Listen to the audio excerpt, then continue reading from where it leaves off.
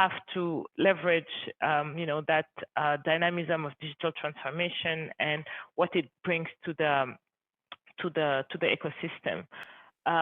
And all these elements of that dynamic ecosystem makes many Africans want to return to the continent and build a company, help you build your companies, build an industry, and have an impact on the continent. The other thing that is important to highlight when you want to attract, some talent from the diaspora is, as I said, the opportunities that the local talent and the returning talents obviously will have. So the first one, it's not in order of importance, but there are companies, as I was saying previously, that are present in several African countries. Maybe some of you as entrepreneurs are already present in different African countries, and that can offer interesting career paths for those returning talents that you would like to attract. And it's very important for the talents to, be able to explore different geographies because they can understand better the complexity of our continent. They can learn from other geographies, learn other challenges, and gain also maturity in terms of leadership. So one can grow much faster by embracing this, what I would call this regional career. The chance that also the local, the African and returning talent has is that there's really a shift from expatriates. Sorry? I heard something. There's really a shift from expatriates from the Western world, so from France, from the UK, to African talent.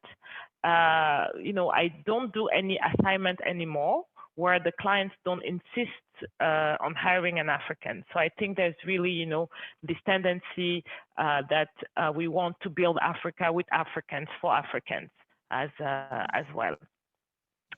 I'm looking at the chat, and I see someone who wants a translation in French. Maybe we can you can ask some questions in French at the end, and I can respond after that. But I think speaking English is also a key I would say competencies that one should develop nowadays, quite frankly.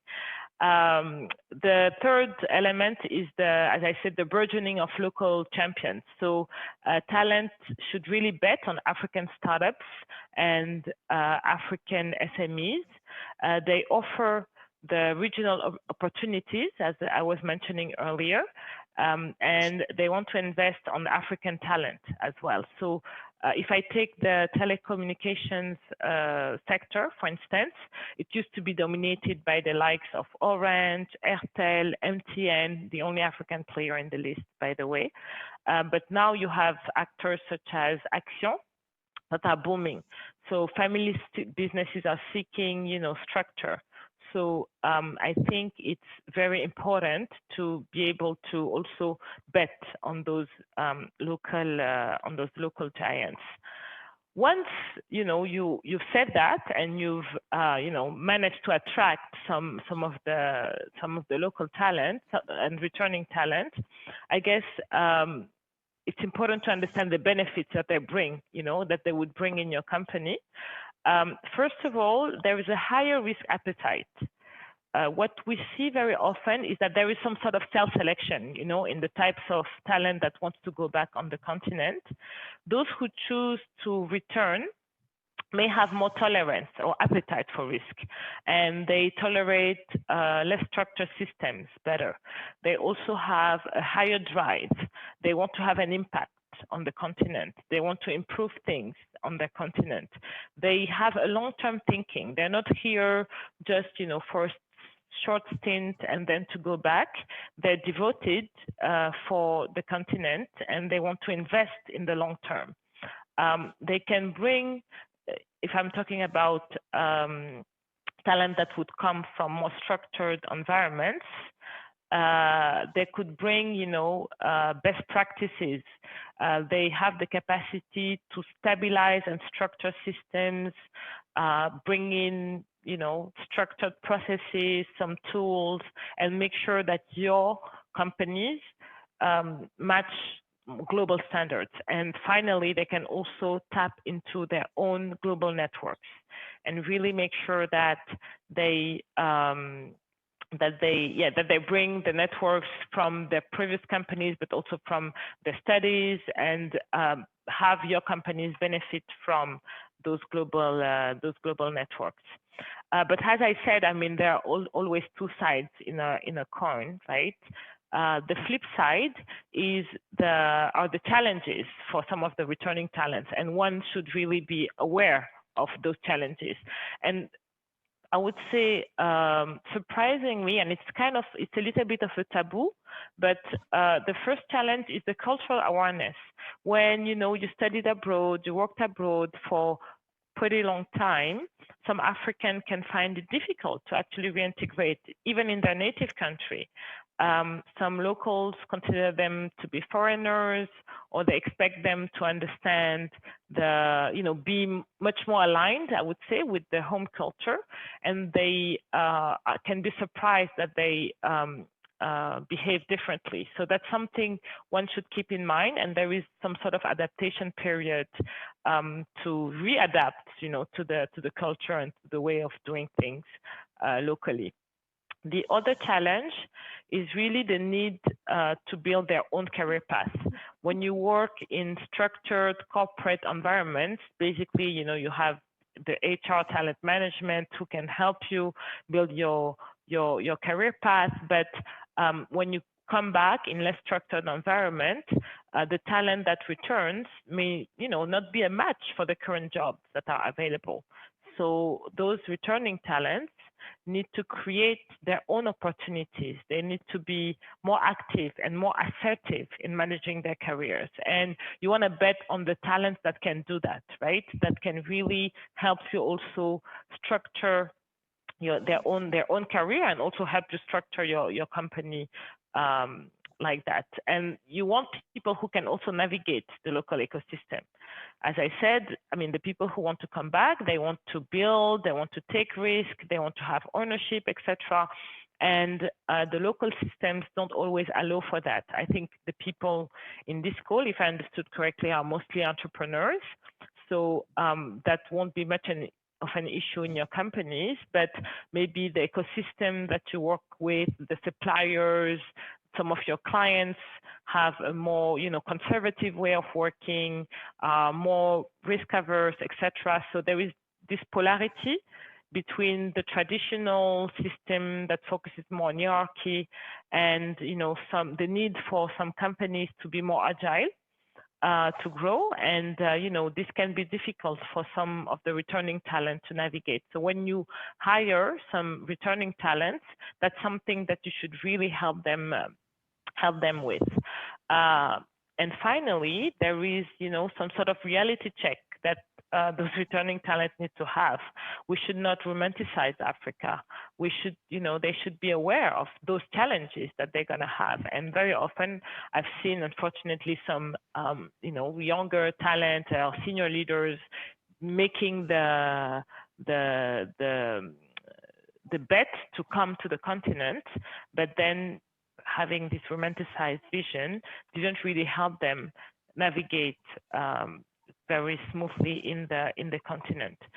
So I guess, what should you do as an entrepreneur, as a company? What should you do to attract those talents? So first of all, I would urge you to really rely on global talent networks. Those are open networks. You can use them for free, and they cover a number of I would say a number of sectors.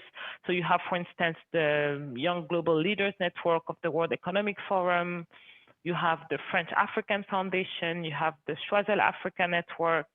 You have also the Top Business Schools alumni networks, the ones that have active African clubs. These clubs very often are always willing to, tap into the alumni network to share opportunities, to help local entrepreneurs, to help local companies, etc. So really rely on these global talent networks. The other advice is really to share talent pipeline in your sector. I attended the session earlier, I think it was with Charlie Graham Brown. He said, leverage your peer network. It's really that, basically build your own network. And for this, I would like to share two concepts with you that you can replicate in your companies.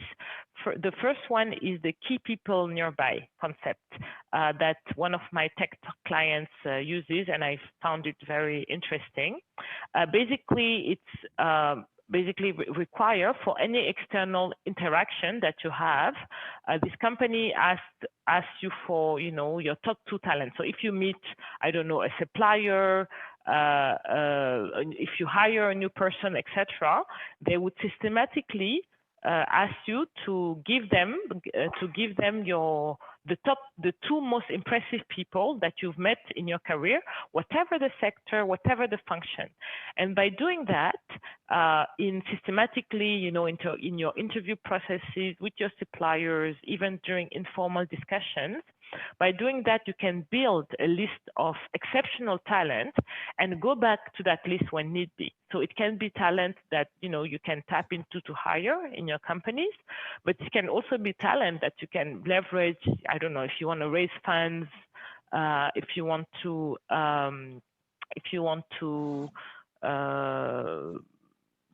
make partnerships, etc. The other idea is to mimic what private equity funds do when they share their talent pipeline with portfolio companies. They have, you know, very regularly, they have some newsletters that they share within the portfolio companies network to share the best talents, and companies can really replicate that in their own ecosystem. So you can do that with companies that you work with in your country, or companies that are in the same sector as you. And finally, I would say, I think it's important to also target the diaspora base in Africa. Very often, people would think about the diaspora as, you know, the people in France, in Canada, in the UK, etc. But I would really urge, you know, the different companies to tap into that global network. So I guess my message overall is that it's really time for African companies like yours, our African companies, to better leverage African talent abroad. I tried to give you some tips on how to do that, how to attract them, what really works when, you know, we try to convince them to join some companies, some local companies, have them come back to the continent and help them, you know, help you unlock the full potential of your companies. Thank you for your attention. As I said, the idea is really to open it up to Q&A and make sure that, you know, I can address some of your questions to help you in the most practical way. So I don't know how this works. Should I go to the? Is someone reading the questions, or should I go directly to the chat? Yeah. Hi, Kiné. Yeah, I'm definitely going to be helping you with that. Thank you so much for a really insightful session, just sharing, you know, some of your experiences and insights on how to attract local and returning talent. Definitely heard you on the importance of tapping into the dynamism of the, you know, local ecosystem, as well as just the realities to be aware of when bringing in returning talent, and just the dynamism of digital transformation on the continent and all the opportunities it presents to attract particularly returning talent. So thank you very much for those insights. So a first question is from Musa Diani, I hope I pronounced that correctly, which is, how do you organize the African talent to stay in Africa? And I think this question really is asking about connecting, you know, African talent, incentivizing them to not kind of abandon and leave the continent to pursue more exciting opportunities, or, you know, presumably more exciting opportunities in the Western world. You know, how can we organize, coordinate to kind of, you know, make opportunities on the continent a lot more attractive? Yeah, so I think the talent, and I see that in the work that I do today, most of the people who have the competencies and who could have nice careers in Africa actually don't have the information. What you say, I mean, I'm from Senegal, as I said, and very often, unfortunately, in Senegal, it's the case. People are quite focused on their own country or their own ecosystem, and the way you can really convince African talents to remain in Africa is to have a wider view, right? A wider view of your own ecosystem, and push some career path development, some possibilities that are wider than what they just see in their very close ecosystem, and share. I think I go back to the importance of leveraging your peers network and share those opportunities, and make sure that they understand that you can actually have an interesting and challenging and inspiring career if you open up also to the opportunities in your neighbor countries, basically. Thank you very much. Such an apt response there. The next question is from Terence Mugova. He's from Zimbabwe, and he says, we are probably about to go through another brain drain in Zimbabwe. Zimbabwe is a country that's fraught with a number of political and economic challenges at present that, that present, difficulties for entrepreneurs trying to start businesses, and also for the average individual in Zimbabwe at this point. And so the question is, if you're an entrepreneur kind of, faced with, people competing for talent and wanting your talent, how do you kind of, make, create strategies to kind of retain that talent and, deter them from leaving the country to go and pursue other opportunities in other markets? Yeah, so because I saw that there was also a question about salaries, because very often people feel like they're going to be richer in Europe, and this is also why they want to leave, etc. I think it's first of all, think about, if I take the compensation question, think about the compensation in a more creative way. Right? This is not just about cash compensation. You can also, we see a lot of entrepreneurs doing that in Western countries, sharing some of the equity with your employees, so that even if it's just sharing a pool of, I don't know, 2% or 5% of your company with all the employees, but at least they feel like they have some skin in the game. Right? They are much more involved in what happens in your company, and it's a really powerful retention tool, because people really feel like it's also their baby. It's not just your baby as a founder. So I think that is a first way to think about that. And the second is really to be also creative in the way you think about your employees and their competencies. The mistake I see very often is that people look only at past experiences to define if a person has the capacity to do a certain job. And you should actually look at potential more than experiences. And the potential, the way you analyze it is through the curiosity. Is this person willing to learn new things? Is this person curious? Does she ask questions about other departments, about other sectors, etc.? Does she have this learning agility to learn, a new role? The determination, is this person resilient enough? Usually, when you work in a startup, most people have very high determination, because you have to be able to, overcome obstacles and keep going even when things are difficult. And do you have also the learning agility to find new opportunities and understand how the company works, and how do you help the company move forward? So I think it's all these elements that you should look at in the employees to find new and creative career paths for them. Because if you look at your small company, and if you just look at some of the expertise and the experiences that people had, then the options are pretty limited. So I think it's really about, being creative in the way you think about compensation and in the way you think about also just your employees and how they can contribute in your companies.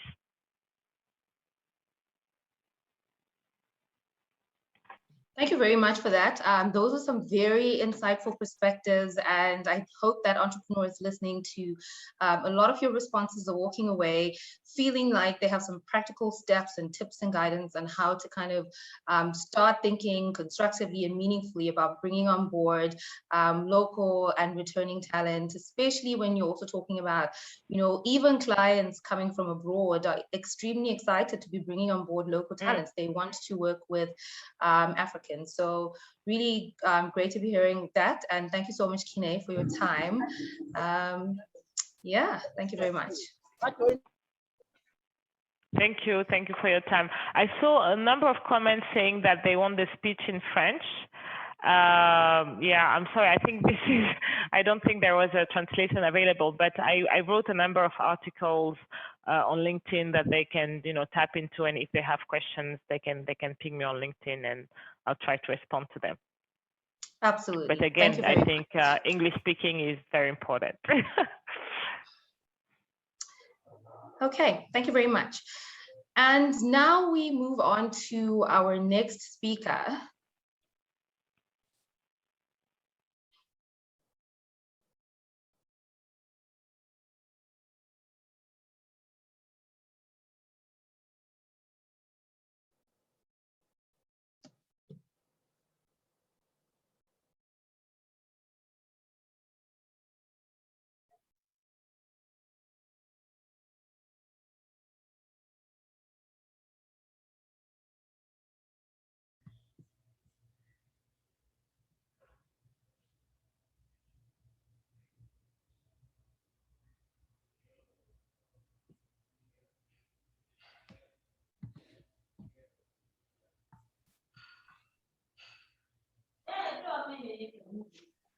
Hello, Kuziva, how are you? Would that be my session right now starting? Yeah. No, we're moving on to Sidee Dlamini. Hi, Sidee, how are you? I'm good. Yeah, we weren't sure who was going next, so we're waiting for you to who was going next. No, thanks a lot, Sidee, and glad to have you join. So just by way of introduction, Sidee is the VP of Member Opportunities at The Room, and she's responsible for spearheading the growth of The Room, an innovative African platform that serves as a community of global leaders committed to unlocking opportunities for undiscovered talent. Driven by Africans, designed for Africans. Prior to this, Sidee held various roles within the Africa Leadership Group as head of talent for ALU and head of stakeholder management for the African Leadership Group. Sidee will be talking to us today about the tips for motivating employees and improving employee retention. I know that there were a couple of questions in the chat room that were also asking for tips on addressing this, and I think Sidee will also tackle some of those questions, and hopefully we can cover anything else that's not mentioned in the Q&A.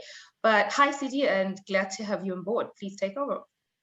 Thank you, Kuziva. Thank you for the great introduction. You've saved me a little bit of time, and so I'll let you just have that one. I'm going to share my screen here, and I'm just going to make the assumption that you all can see my screen over here, unless anybody tells me otherwise. So thank you once again for being here. It's really exciting to have you all here. To kick us off, I would like, as you have been doing in the chat, to have you guys let me know what you'd like to take away from this session.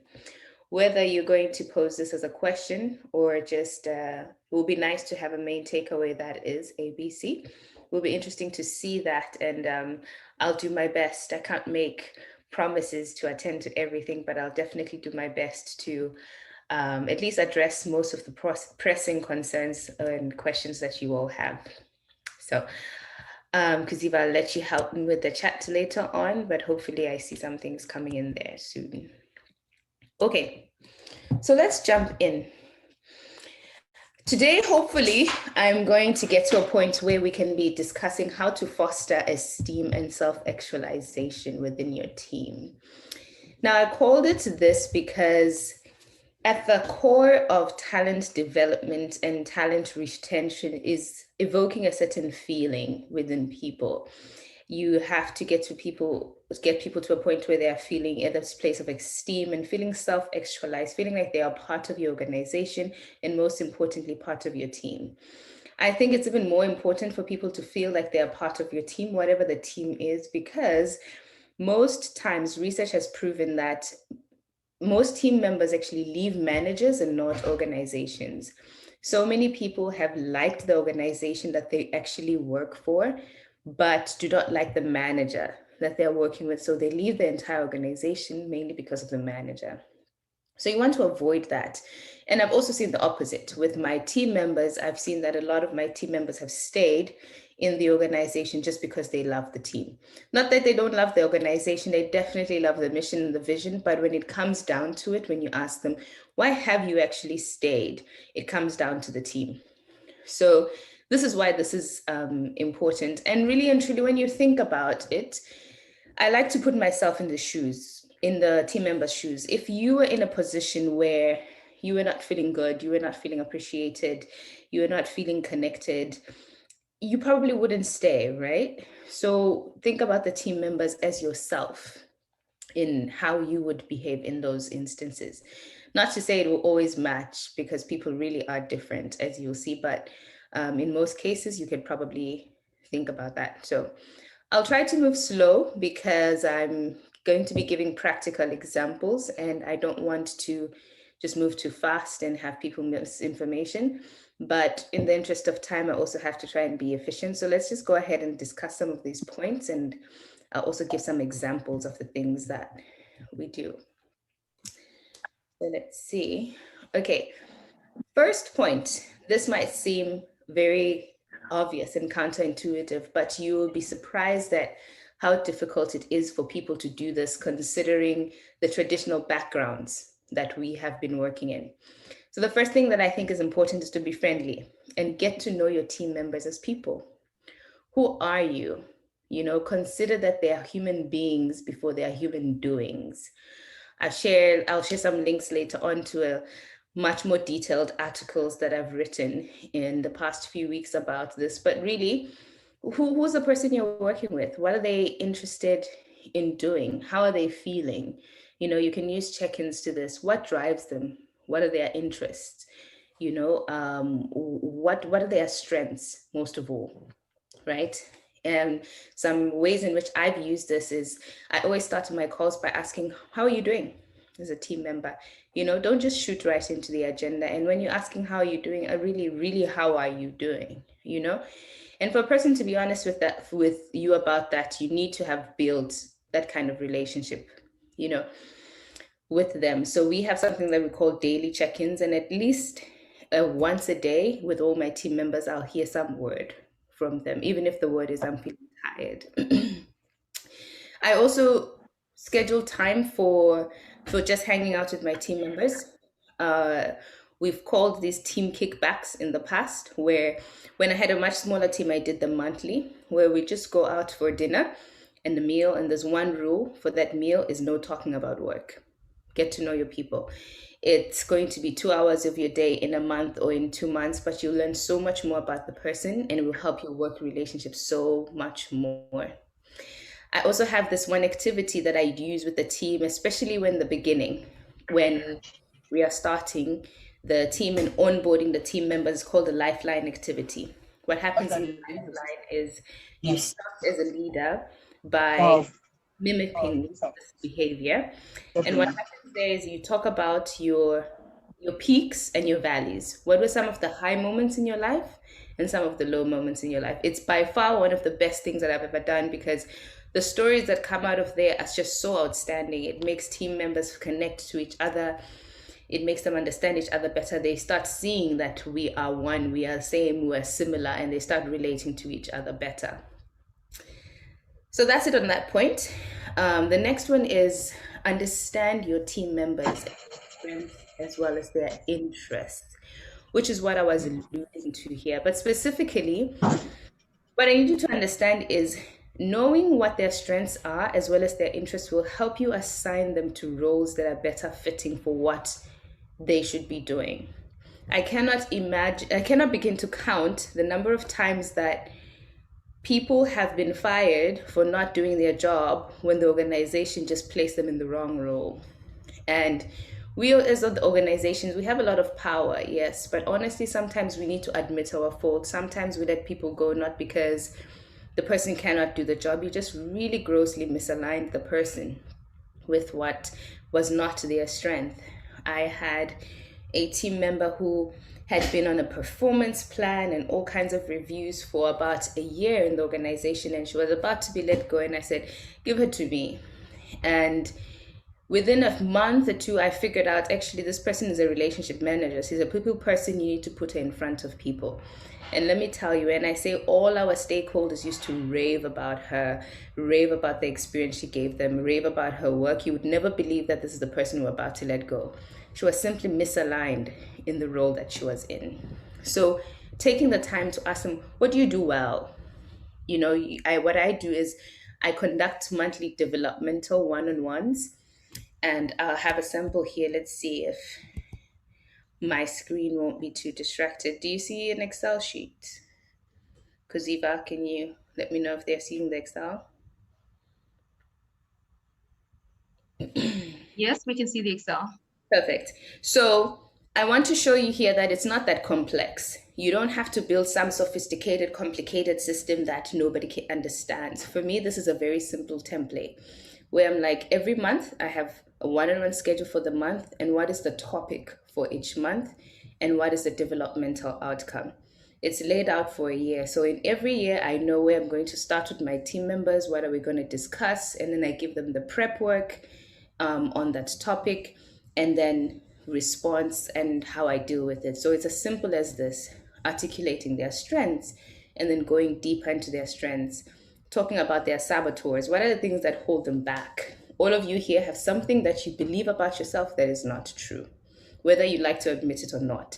And that is the something that holds you back. You believe that you cannot ABC. Recognize that, find those things in them and help them see that those things are holding them back, you know? Understand their vision. Where do they want to be in X many years, 5, 10? And then have an annual review at some point, which is where we are right now. And then what you'll see here is a psych test. These are psychometrics, etc., etc. You see the list, but what I want you to just see and understand is that the point here is it's not that difficult to, it's really not that difficult to talk to team members about what they need to be doing and how they can grow, really.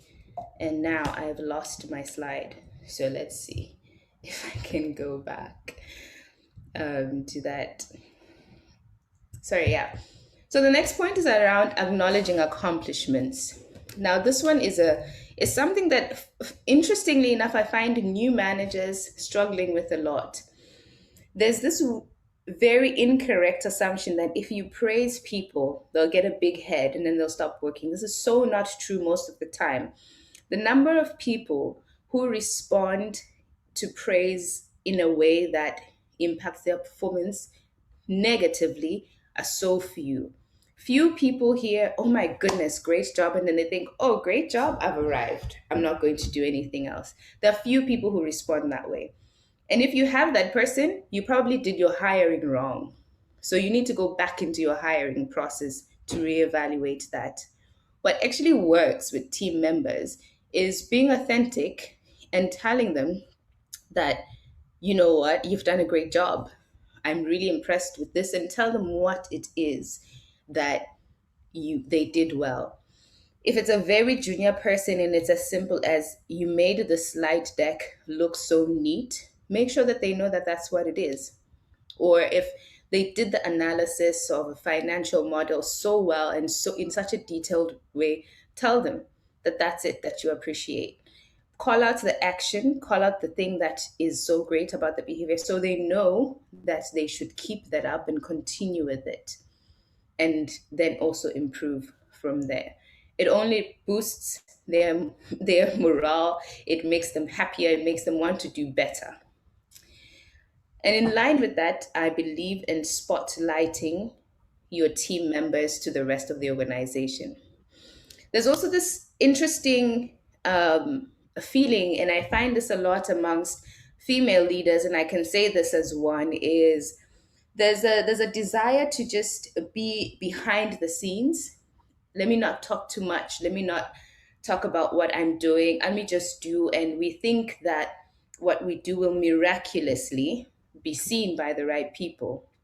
And I believe fundamentally that this is probably one of the reasons why we have so many discrepancies and issues amongst pay between men and women, because I don't know what it is.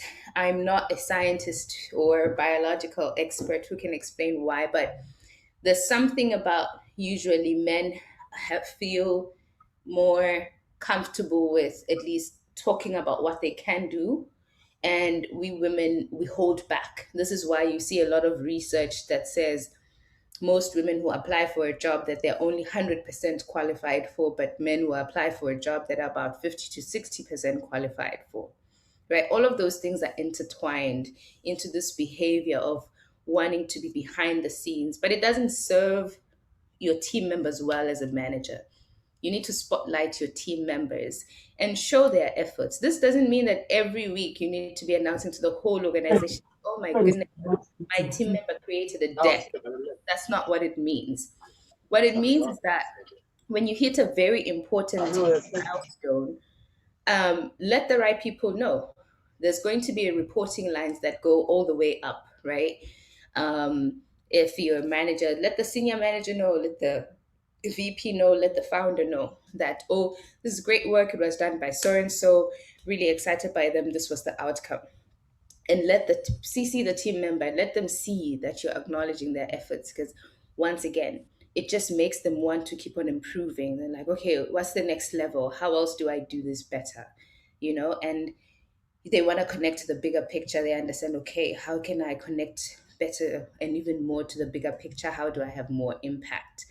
Most people who are in your spaces are people who care about the mission, which means there's a type of people where we attract in social enterprises, which also means that there's a type of behavior they're likely to have. So you want to maximize on that behavior. And then, another point is allowing passion projects. This one seems very counterintuitive because, especially as as founders, as entrepreneurs, so much needs to be done in so little time. People must work. It's actually doesn't help you.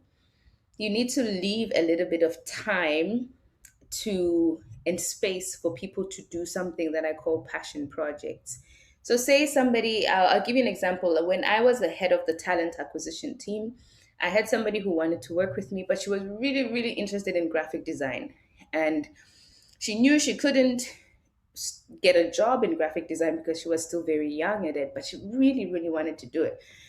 Now, if you're thinking, okay, recruitment, what does recruitment have to do with graphic design, right?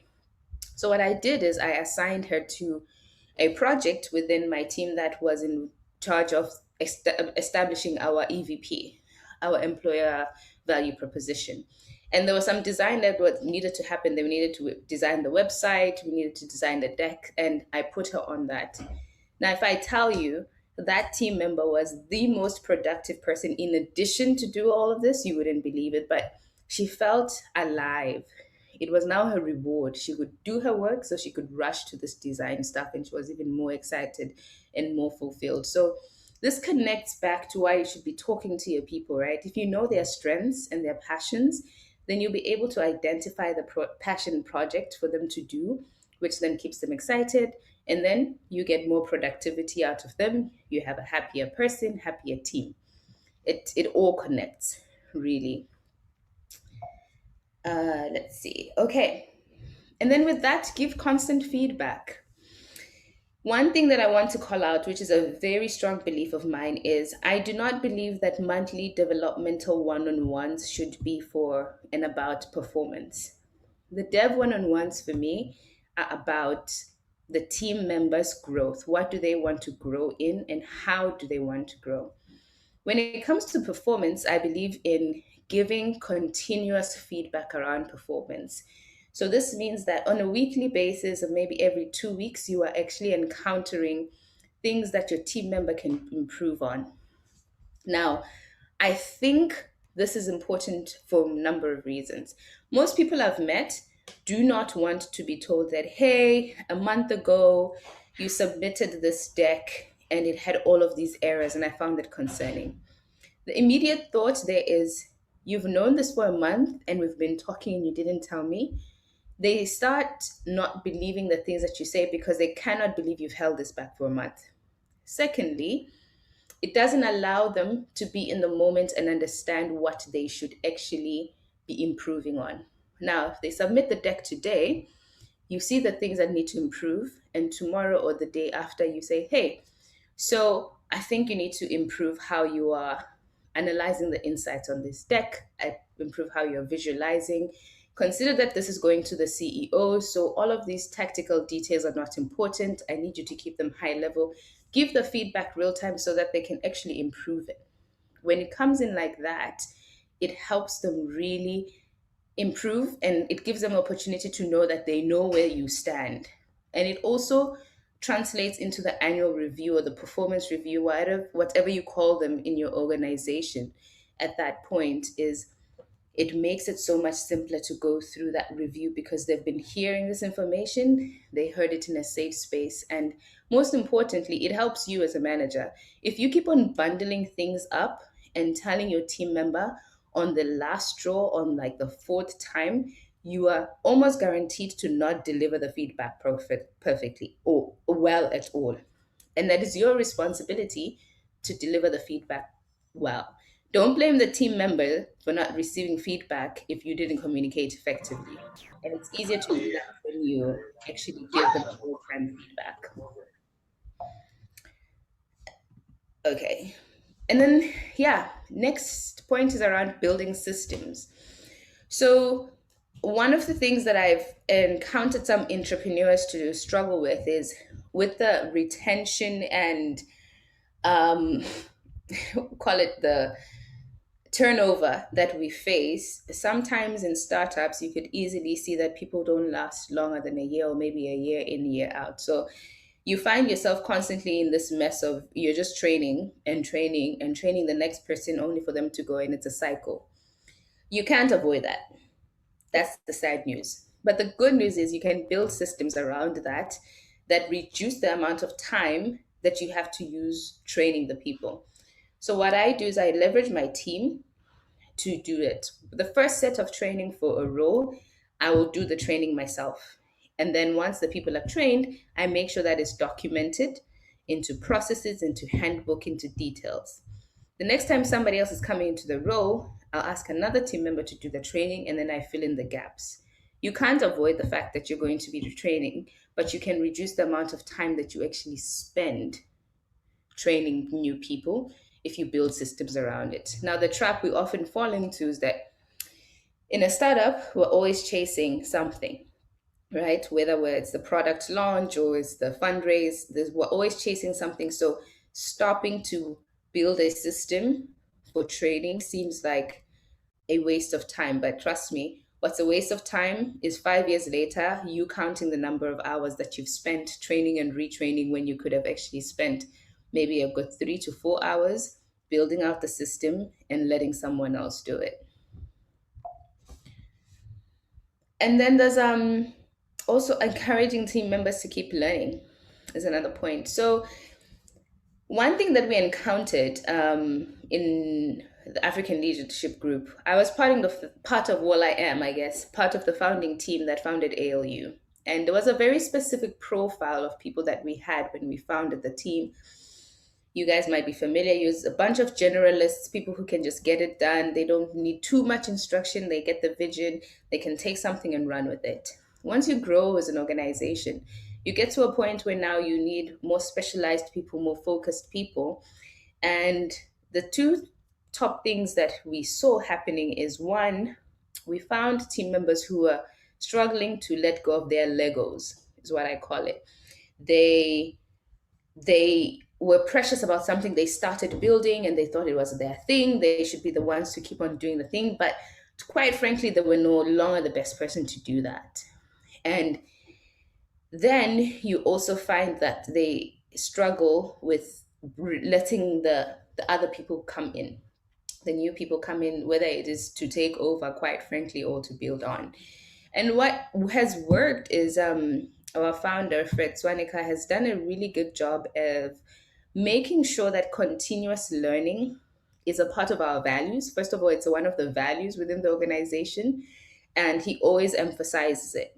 So he always tells us you need to keep up with the times, you need to keep on re educating yourself, you need to stay on top of your game, and you need to also be humble enough to get out of the way, you know. So we see it as an opportunity for growth to let somebody else take over. Personally, I've come to the very, very comfortable conclusion that I'm really good at setting things up, building the initial phase, and then building the system, and then I like to leave. I don't want to maintain the system. I don't like the more routine work. And some people like it. So it works well. I don't get precious now about somebody else taking over my work. I build it in a way that I'm counting on somebody else to take over so I can do the next exciting thing. So this is something you have to talk about as a founder, as a leader. You have to incorporate, you as a founder, you have to mimic it. I cannot begin to explain the number of times that Fred has been in a room and on one time he's talking about SQUs in marketing or e-commerce, and the next thing he's going to tech and he's talking about, the product types or the blueprints and the beta testing. And then after that, we're in a finance conversation and he's talking about cap tables. And it used to blow my mind. I was like, how can you actually engage in all of these different topics and you're just one? And he's like, I read a lot. I read a lot and I ask people questions. I learn a lot. I keep learning. And this is the kind of culture you have to enforce within your people, or else you'll start having that issue of people who are now almost lying dormant and it's hard to remove them because they are part of your founding team and you don't know what to do with them. And in many ways, they're still very valuable, but they're now becoming more of a strain than an assistance to you. So my last few points are just talking about the pandemic and talking about boosting morale. To be honest, on this one, I don't think anybody has the perfect solution to boosting morale during a pandemic. I have a lot of ideas around boosting morale in general. When you have some change management, org structure change, or other normal change that we're used to. But I think what's most concerning right now for people is, how do I do this during a pandemic? And it's really difficult. Some of the things that we have tried, and we're yet to see if they were much more impactful than we thought, is we've given more people more time off. Don't be stingy about the leave days. We have standard leave days usually. Yes, it's like the 21 to 23 depending on the country or more, but we've given people more time. Like when the pandemic hit, when we see things are hectic, you do your employee engagement survey and people are tired, give them a day. The day means so much more than pushing people until they explode, right? And then being more intentional about mental wellness. We have so many good facilitators in the organization who encourage meditation, share meditation tips. We encourage regular breaks even within sessions. I don't believe in 4 or 5 hour long sessions with no breaks. We are human. We have brain capacity that can only concentrate for so long. Encourage those breaks, enforce leave. Sometimes some people just like to work and not stop. Be the one, your people team, your HR team, whatever you call it, let them be the one to say, hey, sir and so, hey, Alice, you haven't taken leave in 6 months. We think you should take a few days and just recuperate, right? We also have virtual lunches, which honestly, I'm the first one to admit that they're not the best, because I like people. I like engaging with people. I like interacting with people. I like seeing people. I'm a hugger. So virtual lunches are not the same, but they make a difference because we just relax and talk, and it helps you continue to build the team morale, even though people don't get to run into each other at the water cooler. And coming back to encouraging people to really speak about how they feel. It doesn't have to be in a group setting, and it doesn't always have to be with you as the manager.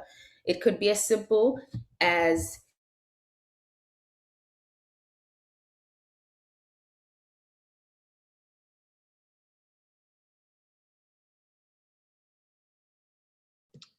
Okay, I think we lost Sidee there. Let's just see if we can try and get her back. Let's just give it maybe about a minute or so and see if we can get Sidee back online.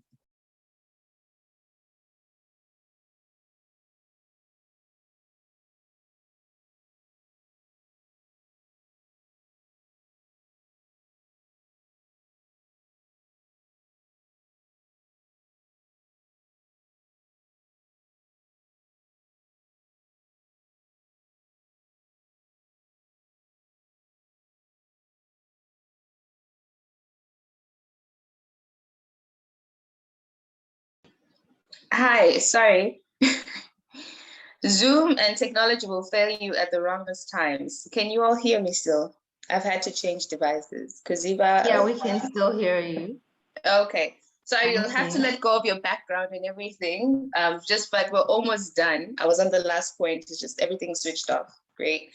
But yeah, I was just saying, allowing people to express themselves and allowing them to actually really speak about what's going on, even that boosts morale at the times when you need it. So yeah, that was the end really, and then we can move to the questions now that you all might have. Kuziva, I've also lost the chat, so I'll really rely on you to ask all of them. Questions. Yeah, I do have the questions curated for you here. But thank you so much, Sidee. Some really interesting insights around the need to evoke feeling and creating a sense of purpose and meaning. And I particularly caught the point on empathic development, right? It's like putting yourselves in the shoes of the person who you're working with to help groom talent, and kind of thinking about it from their perspective as well. And the importance of creating safe spaces, both to boost morale and to also make it easier for people to acclimatize to different work environments. So the first question that I have, Sidee, is around employee conflicts. And I'm going to bundle these questions into two questions. In a startup environment, the question is around how do you manage conflict? And I imagine that in a startup environment, the teams are typically small. And so it's really striking a balance between allowing people to be able to have hard, productive conversations, #do hard things, while not creating a toxic environment. And then the question that kind of ties into that one is the question around generational differences as well, which I think sometimes can be a source of, team conflict. So love to hear from you on that. Yeah, all great questions. On the first question, interestingly enough, I have a book right here, which I highly recommend.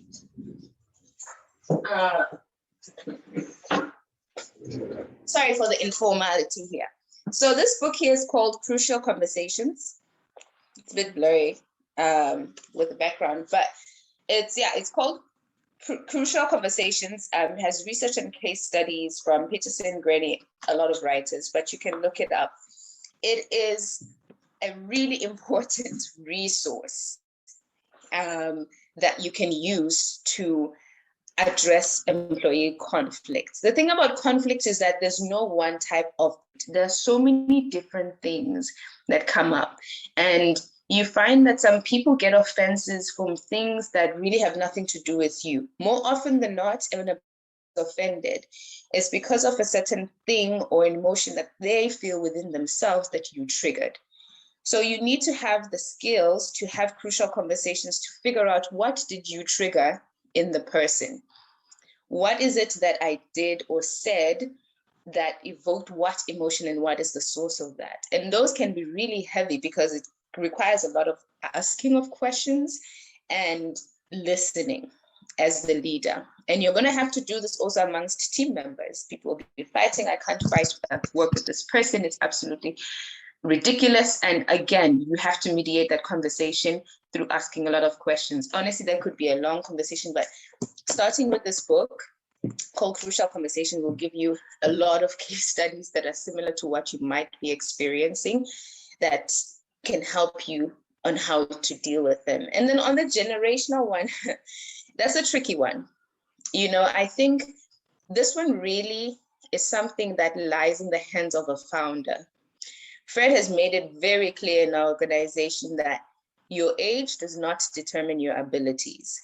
I have been managing people who are 50. I will not expose my age. Just imagine I'm 20 years younger than 50. 50, above 50, 45. And, you know, the reason why they've respected me and actually helped us get to the next level is because Fred has been very clear that I reward competence.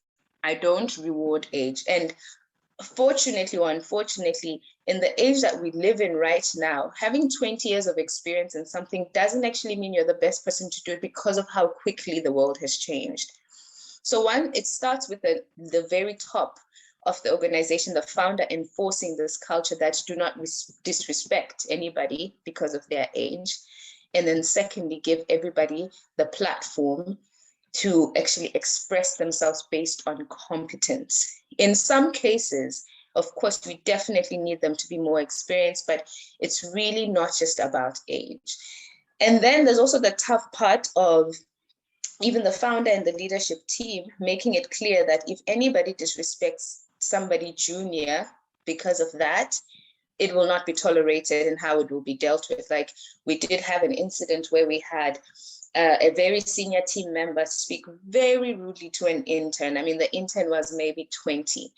And, you know, we let Fred know about it and the incident, and he let the guy go. He said, we do not tolerate disrespect in this environment. So that was an example he had to set years ago, and we haven't had to, at least since then. So yeah, I believe that that's one thing that comes from the top. It needs to come from the top. Thank you, Sidee. Some really interesting insights there again. Next question is from David Juguna, and he's asking about driving productivity and strategies to keep the team motivated. You touched on it briefly when you were talking about how it's really quite difficult in the context of COVID to really have a sense of, you know, what experiences and what resources can one tap into, because the pandemic is a very new experience for everybody, really. But I think what might you recommend in terms of specific interventions that somebody can take to, as a founder or as a co-founder within an organization for a startup, to kind of take to drive and boost morale within the organizational systems that they can set up over and above some of what you already shared, like the one-on-ones and things like that? Yeah. You know, at some point, somehow this becomes an individual and a team thing. To be very honest, I think for the productivity one, I'll call out that how do you increase productivity? People are most productive when they are feeling fulfilled or connected or feeling like they belong and they're feeling a sense of loyalty. I find that most of the times my team does things even when their body isn't allowing them to, but they're doing it just for me. They're like, Sidee, you know what? Just for you. And I'll take it. I'm like, okay, fine, do it just for me. And that comes because you've built that relationship. Really and truly, it's not for me because it's their job. They're the ones who have to keep the job and maintain the job, but I take it and say, okay, thank you for doing this one, taking this one for the team. What else can I do to ease stress for you? I think what a lot of managers take for granted is sometimes people get overwhelmed with really small things that you can solve, actually. I recently had a team member who wasn't productive. And when I asked him, I was like, hey, you don't seem okay. What's going on? He was just stressed out about his wedding. He had a wedding coming up. You know how stressful it can be within us for Africans. And I was just like, okay, you're tired. You're probably even fighting with your spouse. I was like, yes, we're fighting. I was like, because you're stressed. Take 2 days and go and cool off and think about the things that you need to do. And he came back and he was able to be productive, even though the wedding still hadn't happened, because now he felt supported. right? And he got the time to just step back. So boosting productivity, really, it comes in getting people to do things and push things forward and push the strategy forward.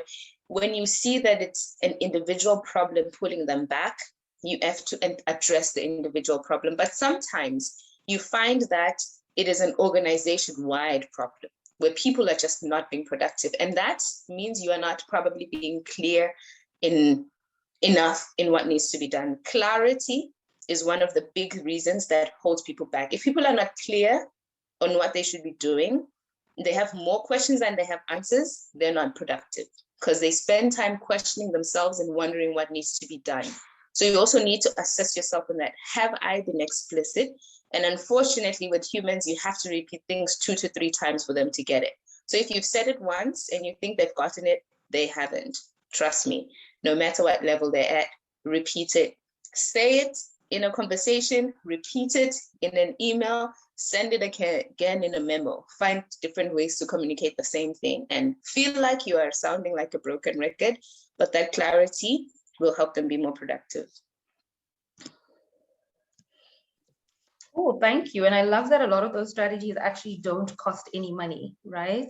The next question is around building systems for training. And I love the fact that, you know, the question, this is from Kenneth Trasigia, and he's saying, how do you build systems for training? And I love the fact that he's not saying, you know, technologies for training, because often we think technologies are the answer, but actually having mechanisms in place to get to a certain output really is where the answer is. So love to hear your perspective on that as well. Yeah. So the systems vary that you build. How do you build them is you take different tactics towards it, to be honest, and it depends on the depth of the system. So I'll give you different examples. So my most robust training system that I've built is my team onboarding, which really, I use it for the department. I have 20 people. I need to onboard them not only on the vision of the company, in addition to what HR has done, the vision of my tribe, which is my department, how it works together and how we work together. That takes about 3 weeks of training. Within the 3 weeks, it's just about 4-hour sessions within the day. But from there, it includes team bonding activities, clarity on the vision, question Q&As, you know, a whole different level of information that has gone into that schedule. Also something much smaller, like I also have a handbook that's called How to Work Effectively with Sidee, which is something I highly recommend. I actually started this where I created a handbook on how to work with Fred, because Fred is a visionary leader. And I was like, look, the things I've learned from working with this man, somebody needs to know. So I put a handbook for him. And then later on, my team put a handbook together, which is literally a document written out in topics, what's the topic and points in between. That in itself is a systematic way of dealing. How do you get people to work with you faster? Most of you are entrepreneurs, which means you think in a certain way. And it's important for people to understand you. Even just having that handbook that this is how I handle this is how I deal with this. You know, what are your quirks? What are the things you're particular about? How do I think about things? All of those are different systems that you can build and to train people depending on what you're training them for.